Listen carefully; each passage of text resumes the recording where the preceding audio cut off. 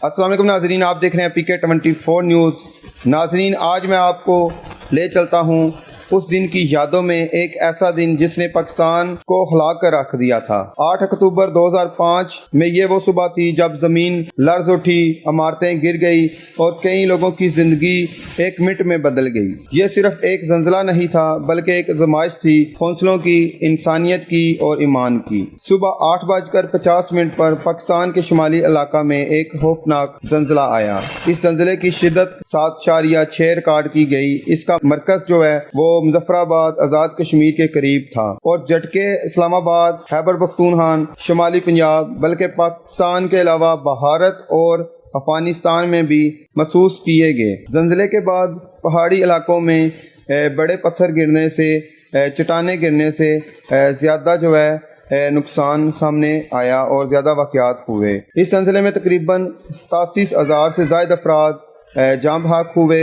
1,28,000 سے زائد لوگ زخمی ہوئے اور تقریباً 35 لاکھ لوگ جو ہے بے گھر ہو گئے۔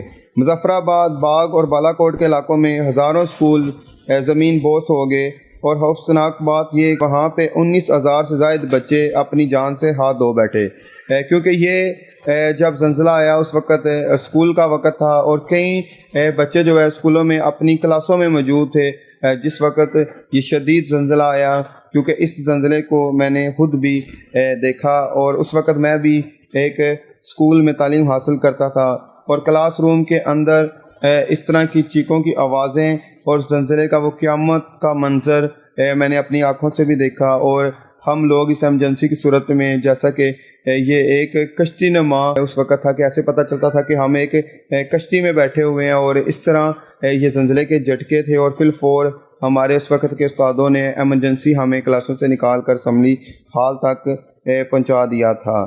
یہ زلزلہ پاکستان کی تاریخ کا سب سے تباہ کن قدرتی حادثہ تھا جس میں زیادہ نقصان ہوا تھا۔ بتایا جاتا ہے کہ اس وقت مالی جو نقصان تھا وہ 5.2 بلین امریکی ڈالروں کا ہوا تھا۔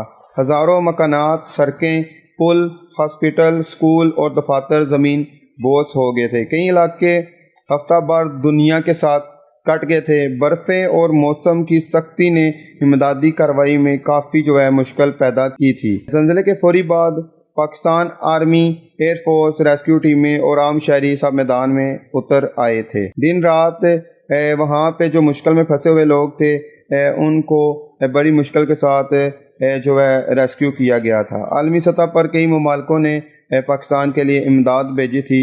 اس آنے کے بعد حکومت نے ادارے بھی قائم کیے تھے اور اس کے بعد جو مکانات گر گئے تھے ان کو تعمیرات کے لیے یا اداروں کو تعمیر کرنے کی عمل جو ہے کافی عرصہ دار تک چلتا رہا اور اتنے بڑے نقصان کو سمیٹتے بھی بڑا وقت لگ گیا تھا۔ 8 اکتوبر صرف ایک تاریخ نہیں بلکہ ایک یاد دہانی ہے کہ قدرت کے سامنے انسان کتنا بے بس ہے، لیکن حوصلے، ایمان اور اطاعت ہم سب کسی بھی آزمائش کا مقابلہ کر سکتے ہیں۔ اس دن ہمیں ان سب شہیدوں کو یاد رکھنا چاہیے جنہوں نے اپنی جانیں گنوائی اور ان ہیرو کو بھی بھولنا نہیں چاہیے جنہوں نے دوسروں کے لیے اپنی جانیں خطرے میں ڈالی۔